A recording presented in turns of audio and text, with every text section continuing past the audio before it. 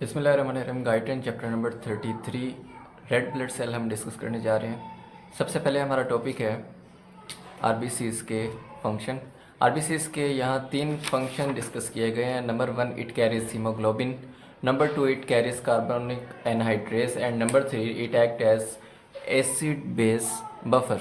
So number 1 it carries haemoglobin. Haemoglobin का basically काम होता है ऑक्सीजन को कैरी करना। Number 2 it carries carbonic anhydrase.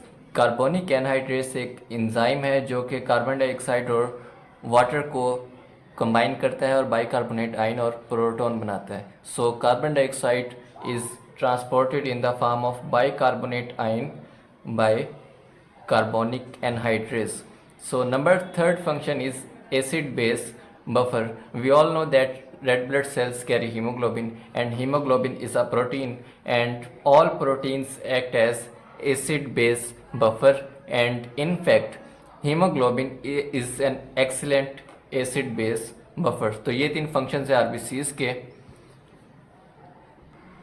Our next discussion is some general characteristics of RBCs and hemoglobin. RBCs biconcave shaped होते हैं। RBCs का diameter 7 to 8 micrometer है। RBCs मेल में 5.2 मिलियन पर मिलीमीटर क्यूब होते हैं, जबकि फीमेल्स में RBCs 4.7 मिलियन पर मिलीमीटर क्यूब होते हैं। हीमोग्लोबिन मेल में 15 ग्राम पर 100 ml है, जबकि फीमेल्स में 14 ग्राम पर 100 ml इन ब्लड हीमोग्लोबिन होती है। Our next discussion is production of red blood cells. इसमें सबसे पहले हम डिस्कस करेंगे areas of body that produce red blood cells. So there are different sites in different stages of life where RBCs are produce. At different stage of life, RBCs are produced in different parts. So, most initially embryonic life में RBCs yolk sac में produce होते हैं। yolk sac को umbilical vesicle भी कहते हैं, and yolk sac we will discuss completely in embryology. Mid trimester में, which means 3rd to 6th month of pregnancy, RBCs are produced mainly in liver, spleen and lymph node, and mainly RBCs are produced in liver. And third stage is end fetal life, and after birth, 5 years after birth. So 5 years after birth and end fetal life, at this stage of life RBCs are produced mainly in bone marrow of all bones. And our fourth stage is 6 to 20 years of age, and during this stage production of RBCs is limited to bone marrow of femur, tibia, sternum, vertebrae and ribs. And our last stage is after 20 years until death, and during this stage RBCs production is limited to sternum, vertebrae and ribs, bone marrow. Our next topic is genesis of RBCs. तो RBCs की synthesis होती कैसे?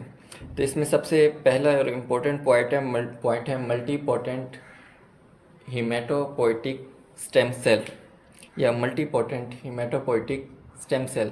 Multipotent hematopoietic stem cell एक ऐसा cell होता है which has ability to differentiate into every kind of cell.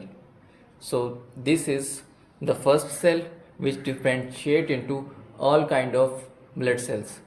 So multipotent hematopoietic stem cell differentiate into colony forming unit spleen, which differentiate into colony forming unit blast, and which differentiate into colony forming unit erythrocyte, and colony forming unit erythrocyte differentiate into erythrocyte. So first cell is colony forming unit erythrocyte. It first differentiate into proerythroblast. Proerythroblast differentiate into basophil erythroblast. Basophil erythroblast differentiate into polychromatophil erythroblast, and polychromatophil erythroblast differentiate into orthochromatophil erythroblast, and orthochromatophil erythroblast differentiate into reticulocyte, and reticulocyte ultimately differentiate into erythrocyte. हमें mainly इनके names याद करने हैं। इनमें एक दो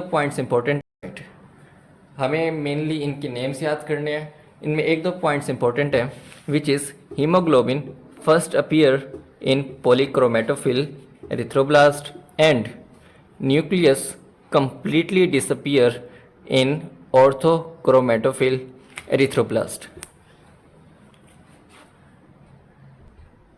We all know very well that RBCs are produced in bone marrow.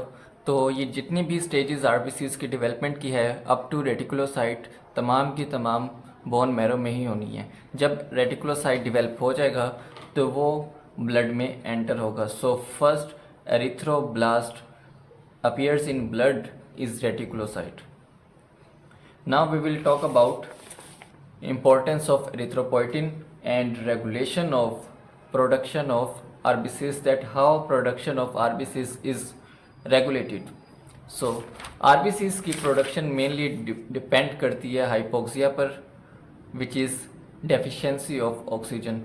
Oxygen की deficiency जितनी ज़्यादा होगी उतनी ज़्यादा आरबीसीज की प्रोडक्शन होगी। ऑक्सीजन की डेफिशिएंसी जितनी कम होगी उतनी कम आरबीसीज की प्रोडक्शन होगी। So deficiency of in this paragraph regulation of synthesis of RBCs has been discussed. So major regulator of synthesis of RBCs is oxygen. RBCs की synthesis ऑक्सीजन की amount पर depend करती है। If there is deficiency of oxygen is body there will be more production of RBCs, and if there is excess of oxygen in body there will be less production of RBCs.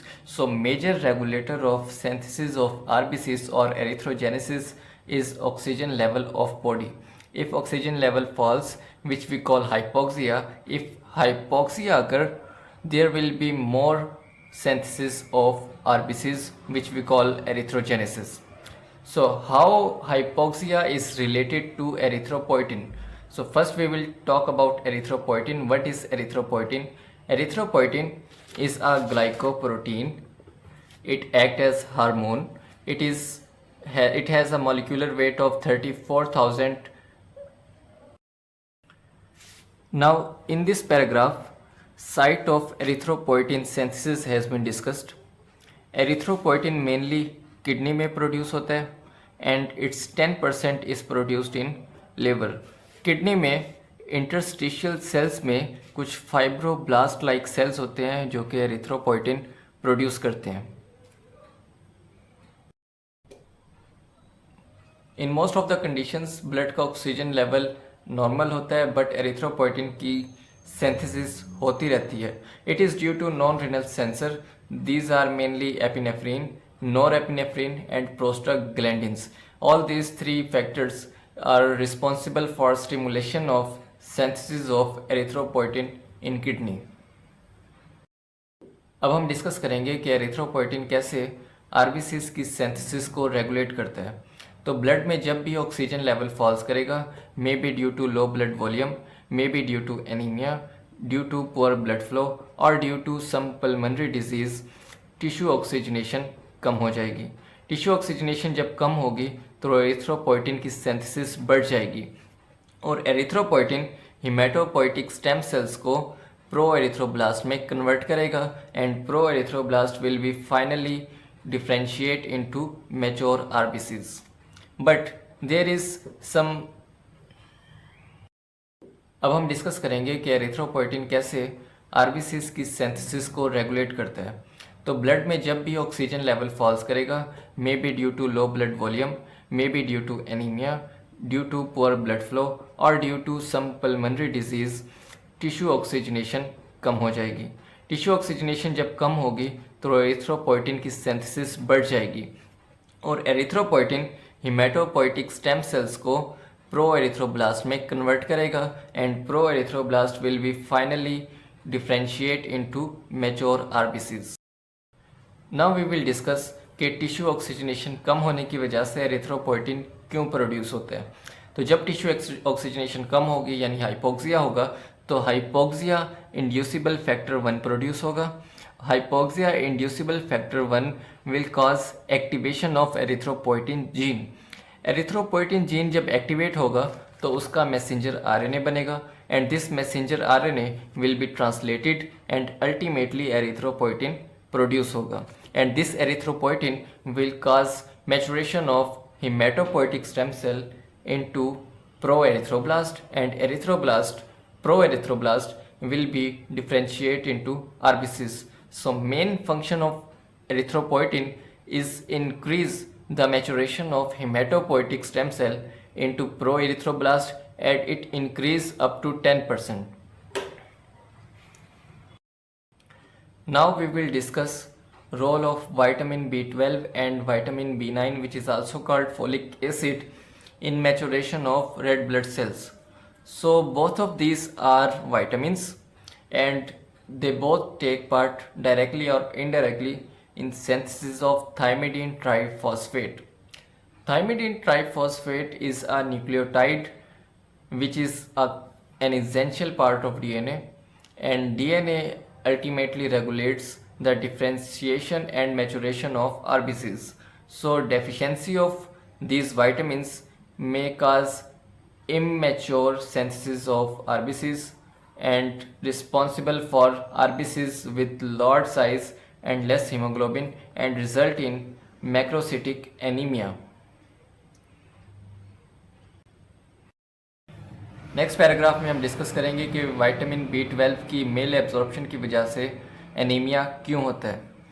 हमें पता है कि stomach में gastric glands हैं और gastric glands में parietal cells होते हैं। पेराइटल सेल्स कुछ इंट्रिंसिक फैक्टर्स रिलीज़ करते हैं और इंट्रिंसिक फैक्टर्स विटामिन B12 के साथ कंबाइन करते हैं and ultimately this intrinsic factor in ileum combines with mucosal cells and helps in absorption of vitamin B12 into blood in ileum. अगर stomach wall की atrophy हो गई है, अगर स्टमक वॉल डैमेज हो गई है तो गैस्ट्रिक ग्लैंड एब्सेंट होंगे और अगर गैस्ट्रिक ग्लैंड नहीं होंगे तो पेराइटल सेल्स नहीं होंगे और पेराइटल सेल्स नहीं होंगे तो इंट्रिंसिक फैक्टर रिलीज नहीं होगा और इंट्रिंसिक फैक्टर रिलीज ना होने की वजह से विटामिन B12 की एब्जॉर्प्शन नहीं होगी, जिसकी वजह से विटामिन B12 की बॉडी में डेफिशिएंसी होगी and ultimately it will cause anaemia. Next paragraph में बस ये डिस्कस हुआ है कि अगर किसी पर्सन में स्मॉल इंटेस्टाइन में विटामिन्स की एब्जॉर्प्शन नहीं हो पा रही ड्यू टू सम एबनॉर्मेलिटी और सम डिजीज़, तो उसकी वजह से भी ऑफ कोर्स विटामिन B9 और B12 की डेफिशिएंसी हो जाएगी और जिसकी वजह से अल्टीमेटली एनीमिया हो जाएगा। Now we will talk about formation of hemoglobin. Hemoglobin is a protein which consists of polypeptide chain and this polypeptide chain is covalently bound with a non-protein part which is called heme. So first we will discuss about formation of heme. So first of all, दो succinyl coenzyme A दो glycine से combine होंगे और हमारे पास आ जाएगा pyrrole. चार pyrrole आपस में कंबाइन होंगे और हमारे पास प्रोटोफायरिन 9 बन जाएगा। देन प्रोटोफायरिन 9 आयरन के साथ कंबाइन होगा और हमारे पास हीम बन जाएगी। देन हीम पॉलीपेप्टाइड चेन के साथ कंबाइन होगी। This polypeptide chain can be alpha, beta, gamma, zeta. There are many types, we will discuss later. So haem polypeptide chain के साथ कंबाइन होगी और हमारे पास आ जाएगी haemoglobin chain and 2 alpha and 2 beta haemoglobin chain आपस में मिलेंगी और बन जाएगी haemoglobin A। Now we will talk about types of haemoglobin. Haemoglobin different types की होती है on the basis of type of polypeptide chain present in them. Polypeptide chains are alpha, can be beta, gamma, delta and epsilon. और इन polypeptide chains के different combination से different type of haemoglobin बनती है। Here we can see haemoglobin A consists of 2 alpha and 2 beta hemoglobin chain. Hemoglobin A2 consists of 2 alpha and 2 delta hemoglobin chain and it is present 2.5% in adult and mostly adult में जो haemoglobin होती है वो haemoglobin A है which consist of 2 alpha and 2 beta haemoglobin chain and the second type is haemoglobin F. This is fetal hemoglobin and it contains 2 alpha hemoglobin chain and 2 gamma.